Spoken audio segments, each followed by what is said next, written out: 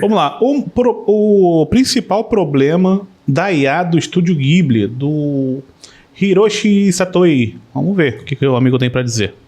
Tem cara de artista. Você já deve ter visto alguma dessas imagens circulando pela internet nas últimas semanas. E eu gostaria... Pô, essa do gordinho que ficou caído com a bunda de fora, eu nunca tinha visto, não. Muito foda, inclusive. Eu gostaria de discutir sobre o fato de que o problema do uso da inteligência artificial generativa não é a tecnologia nem a técnica, mas... Porra, não é mesmo não, que eu uso todo dia. Dart mandou R$16. Linkzinho sobre Gojo ser maior que a obra Idle. Tá, muito obrigado, Tartarugano. Tartarugano ou foi Dart? Agora tô ficando doido já. Foi Dart, obrigado, Dart, pelos 2 pixels que você mandou. Um problema eu também não sei se quem é o Dart, quem é o... Na última semana tem circulado uma série de imagens... Se é o Tartarugano, não sei se é a mesma pessoa. A partir da nova versão do ChatGPT, usando a estética do Estúdio Ghibli. E isso tem dado continuidade a um debate acerca do uso da IA para gerar arte, né, para gerar imagens. E eu queria debater algumas questões que foram trazidas nesse sentido para tentar entender melhor qual exatamente é o problema com a IA generativa. Sou o Hiro, artista, pesquisador e professor de desenho. Se essa é a sua primeira vez no canal, já deixa um like e se inscreve. Mas tem incomodado, né, as pessoas, e a primeira coisa que eu já gostaria de eliminar desse debate é a questão técnica da IA. Porque desde o surgimento do Midjourney e outras ferramentas lá atrás, né, tem se falado muito sobre como a arte de IA é esteticamente ruim. Que há problemas técnicos, como a dificuldade de gerar mãos, né, por exemplo. Acho que vocês se lembram daquelas imagens em que a gente tinha mãos com 6, 7 dedos, e qualquer pessoa com um olhar minimamente atento conseguia identificar que era uma arte de IA a partir disso. Mas o debate, ele não pode ficar nesse âmbito, e eu acho que ao longo do último ano todo mundo tem percebido isso, né? Que a IA tem avançado a passos largos nesse quesito, gerando imagens cada vez melhores do ponto de vista técnico mesmo. Ou seja, não dá pra continuar rebaixando o discurso e o debate com a questão técnica, porque isso aí já tá avançando mais e mais. E mesmo se fosse pra ficar nesse debate, a gente teria também que debater o que é exatamente arte, né? Porque ser bom tecnicamente, dominar os fundamentos simplesmente, faz com que qualquer imagem que a gente produza seja arte? Eu acredito que não, porque a representação por si própria não configura necessariamente uma manifestação artística. Então entra aí também a questão da subjetividade. De fato. Entra a questão da expressão artística individual, que parte das experiências da vida do artista e dos acúmulos intelectuais, estéticos, que ela teve ao longo da sua vida.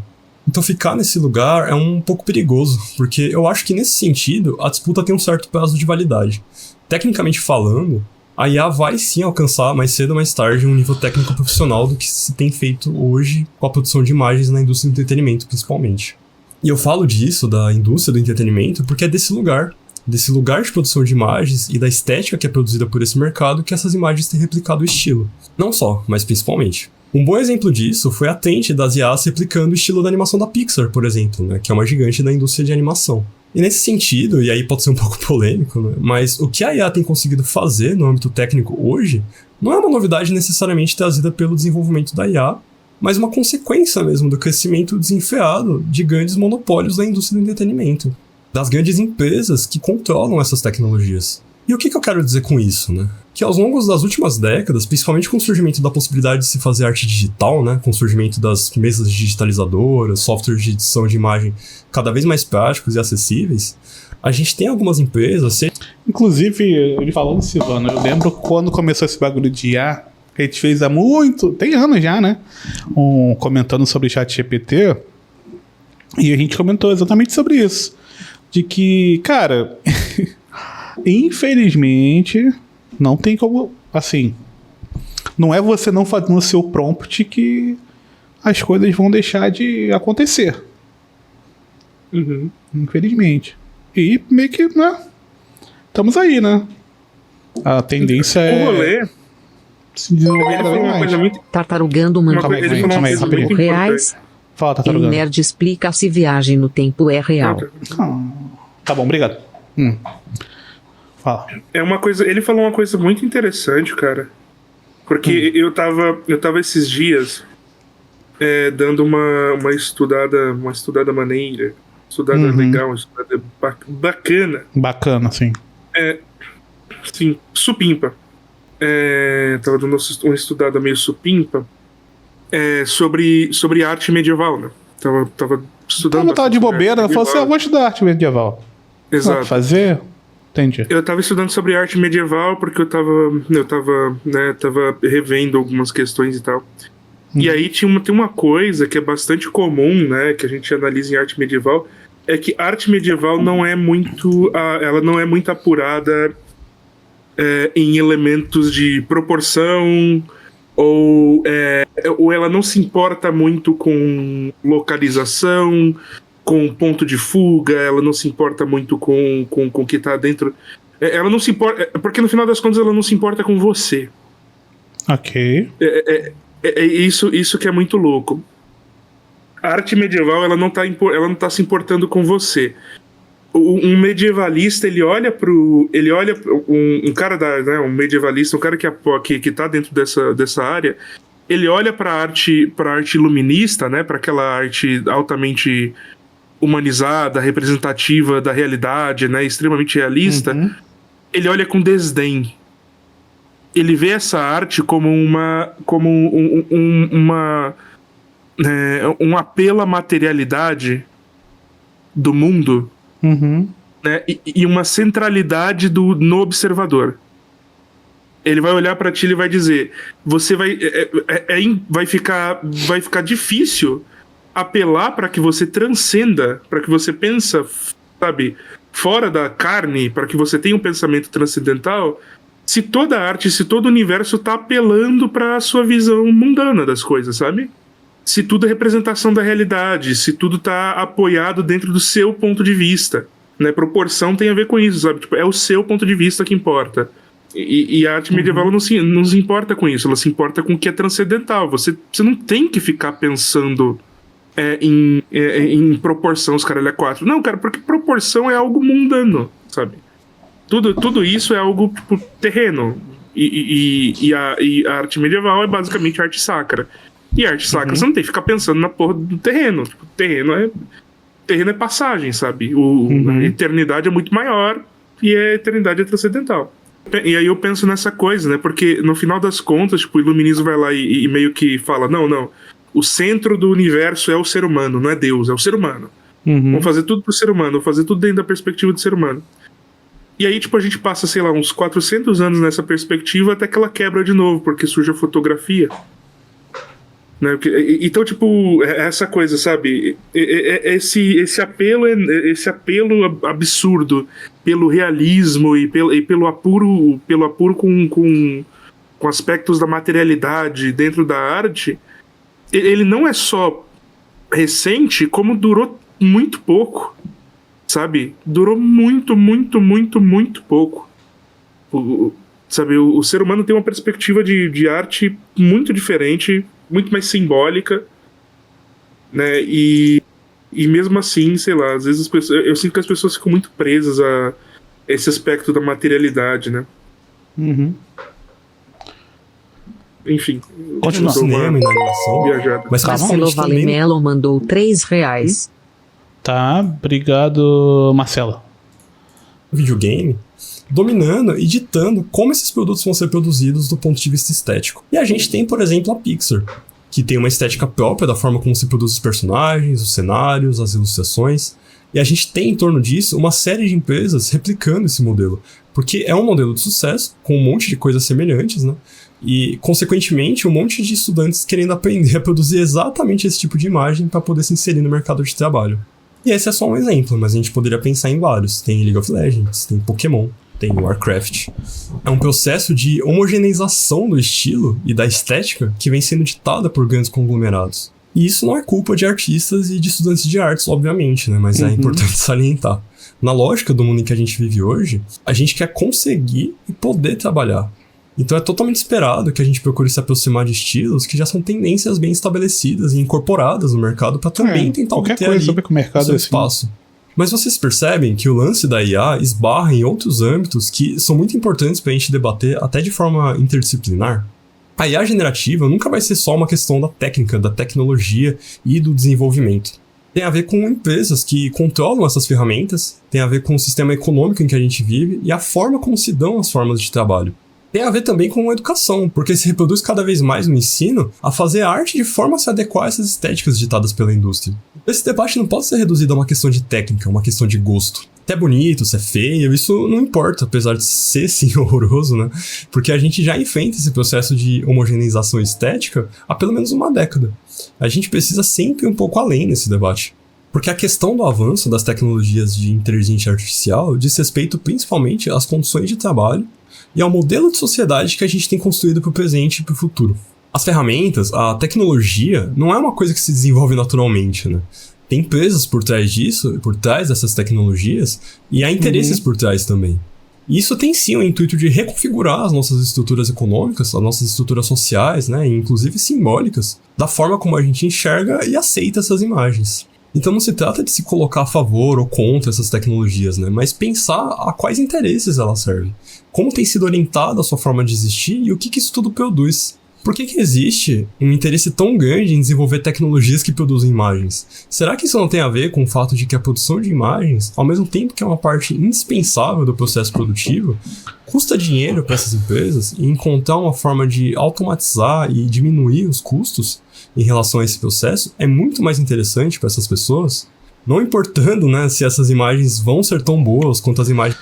Cara, tem uma coisa que eu penso muito porque eu trabalho muito com o IA, porque para quem está na área de programação hoje já é indispensável, você não tem como você trabalhar sem, porque você é cobrado para utilizar, que é o seguinte: teve todo um desespero de que você vai perder o seu emprego, você vai ser substituído pela máquina, e isso ainda está um pouco distante de acontecer, mas a realidade é que se em 3 horas você conseguir fazer 3 coisas, com a IA se espera que você faça em 3 horas 6 coisas.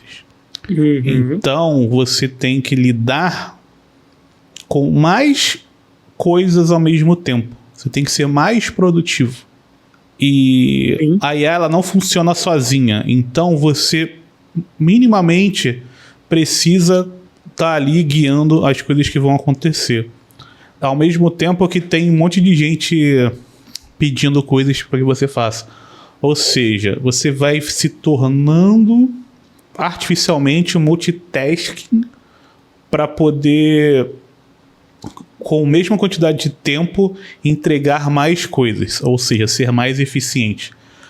Que é uma ideia bem ao contrário daquela ideia que tinha nos filmes. Tipo, quando a tecnologia melhorar, a gente vai poder ficar mais tranquilo. Isso nunca foi tão distante da realidade, né? Porque quanto mais performance ela tem, mais você pode ter mais performance, então você pode fazer mais coisas ao mesmo tempo. E a gente tem que trazer o Barba, porque o Barba estava muito certo quando ele fez essa análise da economia política. A ideia é que a lógica do capital é diminuir custo e aumentar a margem. E a automação, ela serve essa lógica. E aí vamos pensar em IA como parte da automação, como nosso amigo Hiroshi comentou. Como simplesmente uma parte do elemento de automação. Você diminui custo, você diminui. Só que o que a galera não entende, né? E aí dentro da teoria marxiana, é que o que gera valor, né, o que gera valor não é o produto, é o trabalho. Você tira trabalho, você diminui margem. E é o que a gente tá vendo, tipo, macroeconomicamente, sabe? Com o aumento da automação, você tem uma diminuição, você tem uma diminuição geral da margem. Um aumento da produção, então o lucro continua aumentando, mas a margem diminui. A margem de lucro, ou seja, a diferença entre aquilo que... Né, a diferença entre o custo e a... Né, tanto é que tem muita empresa, né, dos Estados Unidos que os donos e a galera só ganha pela valuation, né? Que não dá lucro, que só dá prejuízo. É muito comum, né? E aí, tipo, estamos falando... A gente fala de capitalismo tardio, quem tá no capitalismo tardio é os Estados Unidos. Aquilo ali é Blade Runner, quase. Tá numa situação absurda. Mas a Netflix foi um caso assim, né? Que ela ficou muitos anos dando prejuízo até começar a dar lucro. Né? Muitos anos mesmo. Não, papo de década, né? Muito comum. É muito comum nos Estados Unidos você ter essas empresas que o cara ganha na valuation. Ganha vendendo e trocando ação. Sim. Né? Então, assim, é uma lógica, essa lógica de automação, essa lógica da automação, ela faz muito sentido. Outro elemento, todo mundo vive de vender sonho, cara. Se você tem uma empresa eu cujo vendo lucro sonho, anual não burrice. dela... Se você tem uma empresa que o lucro anual dela é menos de 10% do valor de mercado, você está criando uma bolha. E quase todas as grandes empresas Big Tech dos Estados Unidos são isso. Elas dão muito menos do que 10% de lucro anual em relação ao valor de mercado delas. Elas são basicamente vendedoras de sonho. Mas enfim, o OpenAI não dá lucro nenhum e não vai dar lucro durante muito tempo. É muito caro. E destrói o planeta pra caralho, inclusive, também no processo. E o retorno é muito pequeno. O retorno é muito pequeno. Mas enfim, e outra coisa que ele comentou aí também, né? Da tal da reprodução técnica gerada pelo cálculo de risco. É algo que eu sempre comento quando a gente tá falando sobre arte. Sim, verdade. Que a gente não pode pensar, estando no capitalismo, a gente não pode pensar em arte se não sob a lente do produto, se não sob a lente do comércio. Então a arte está sujeita a todos aqueles elementos do tipo fetichismo da mercadoria e até uma certa reprodutibilidade técnica a partir de uma análise de cálculo de risco. Então, se eu quero vender algo e eu sei que algo dá certo, eu vou fazer algo igual. Tipo, aí vem aquelas discussões estúpidas da galera da internet. Porque os filmes da Marvel são todos iguais. É óbvio. Você tá colocando 1.000 bilhão num filme, sei lá, sabe? Sei lá, 100 milhões. É até ingênuo, né? Você tem se colocando 100 milhões no filme, você quer ter um retorno. Você quer ter um retorno certo? Primeiro, você vai fazer mais do mesmo. Você vai pegar as mesmas propriedades intelectuais. Por isso que, tipo, é aquela coisa, sabe? A gente tá meio que. Não se cria nada. Tipo, porra, eu adoro Batman, mas caralho, já é o 7º Batman que a gente tem no cinema. Tipo, caralho, o cinema falado tem, tipo, sei lá, uns quase 100 anos de idade só. E, tipo, a gente já tá na porra do 7º Batman, sabe? Essa coisa é a partir de uma análise de cálculo de risco financeiro. O que ele comentou é interessantíssimo. O que está gerando material de treinamento para IA não é simplesmente não são só os materiais ou vindo dessas empresas, mas é o fato de que essas empresas criaram uma cultura a partir do seu sucesso, né, e a partir de um sucesso muitas vezes fabricado por esses conglomerados de mídia. Elas canonizaram um estilo, e ao canonizarem esse estilo, elas foram muito reproduzidas por artistas independentes, que também estão sujeitos a essa lógica predatória de mercado, e isso gera material suficiente para a própria substituição deles, né? Sim. E isso gera o material necessário para o treinamento da ferramenta e para a substituição deles, dos reprodutores. Nesse ponto nem mudou tanto assim, né? A vanguarda continua sendo a vanguarda, que ninguém vê, até alguém que tem muito dinheiro ver e falar, porra, da hora, né? Vamos começar a usar aqui. E isso virar uma tendência mais através com a finalidade do lucro, né? Então... O problema é que a gente não tem mais espaços pra isso acontecer, Hit. É tipo a conversa do Júnior, sabe? Tipo, tem um monte de problema nos Estados Unidos, por exemplo, encontrar programador sênior. Por que é difícil encontrar programador sênior? Porque ninguém produz mais vaga de júnior. Então, tipo, as vagas que eram responsáveis pelo treinamento e por gerar experiência, que faz com que, né, você crie o sênior no futuro, elas não existem mais. Daqui a pouco volta. É ciclo, nesse caso aí. Só todo mundo ficar velho, que não vai demorar muito. Vamos lá. Produzidos por seres humanos, desde que possa continuar gerando lucro, a gente poderia e pode sim pensar e debater sobre a IA como uma ferramenta que expande o acesso, que nos ajuda a poupar tempo e esforço, né? Mas hoje, na prática, na realidade material em que a gente vive, a IA está no âmbito da exploração do trabalho, do uso indiscriminado de imagens produzidas por outras pessoas sem obter os direitos autorais. Está na precarização do trabalho artístico, do trabalho intelectual mesmo, inclusive, se a gente expandir a questão também para a geração de textos, né? Também no âmbito educacional. O que a gente consegue ver hoje com materiais didáticos gerados em IA, por exemplo, e plataformas que utilizam a inteligência artificial que não tem nenhuma comprovação pedagógica operando em escolas públicas. E na ponta disso tudo, as classes dirigentes do nosso país embolsando muito dinheiro com essa situação toda. Que não só vai, como já está tendo consequências drásticas, inclusive até do ponto de vista ecológico. O próprio CEO da OpenAI, que é a empresa por trás do ChatGPT, postou na internet que o excesso de geração de imagens com o estilo do Estúdio Ghibli está derretendo as máquinas. Então há um custo, um impacto ambiental gigantesco no uso dessa ferramenta, que aí da sua casa, né, digitando prompt, parece que não é nada demais, né? Mas há consequências na poluição atmosférica, na emissão de gás carbono e também no consumo enorme de água.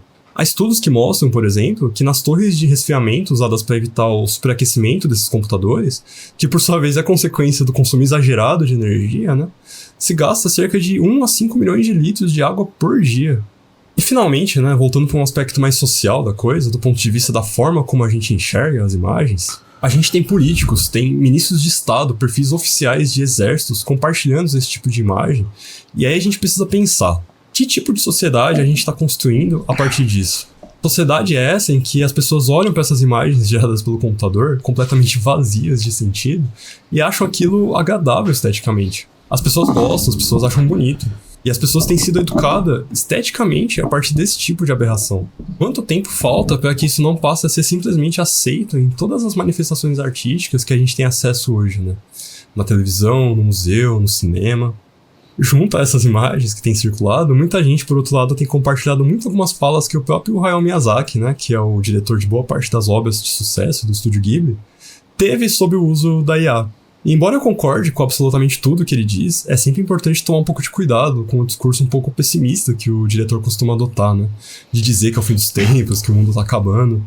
Claro que não é isso que ele quer dizer, simplesmente, mas através de memes, né, esse discurso acaba ficando muito reduzido e tirado de contexto. Que acaba gerando um sentimento de derrotismo entre as pessoas que são contra o uso dessa ferramenta. Que é o certo. Porque a gente tem, sim, formas de promover um enfrentamento à forma como essas tecnologias estão sendo utilizadas. E esse enfrentamento não é só no âmbito individual, brigando com seu colega de trabalho por ele ter gerado uma selfie no estilo do Estúdio Ghibli. É se coletivizando, é brigando pela regulamentação dessas ferramentas, pelo uso ético, é reconhecendo que esse não é um problema que afeta somente artistas enquanto categoria, mas um problema muito mais amplo que requer uma mobilização conjunta e um debate interdisciplinar em torno do tema. A disputa em torno da inteligência artificial é política. Enfim, Fato. se você gostou do vídeo, já se inscreve no canal, deixa um like, deixa uma curtida, né, e também galera, vou assim, deixar a fonte de todas as informações. É foda essa ordem, né, galera? A gente começa com um vídeo que eu não entendi meia frase Mas e vai pra um vídeo extremamente coerente. Mas Caralho, isso é essa experiência sanitária, né? Essa É a experiência sanitária. VS, Isso aí é coisa mais normal. Depois você vai pra um vídeo qualquer aleatório do LinkedIn, sei lá, de quem da vida, e assim a gente vai. Só que assim, é punição, não é um por um. É um desse pra 50 do jeito que a gente gosta. Entendeu? Entendi. É o crack e a salada, crack. Exatamente. Um pouquinho de crack, um pouquinho de salada, dá tudo certo. Exatamente.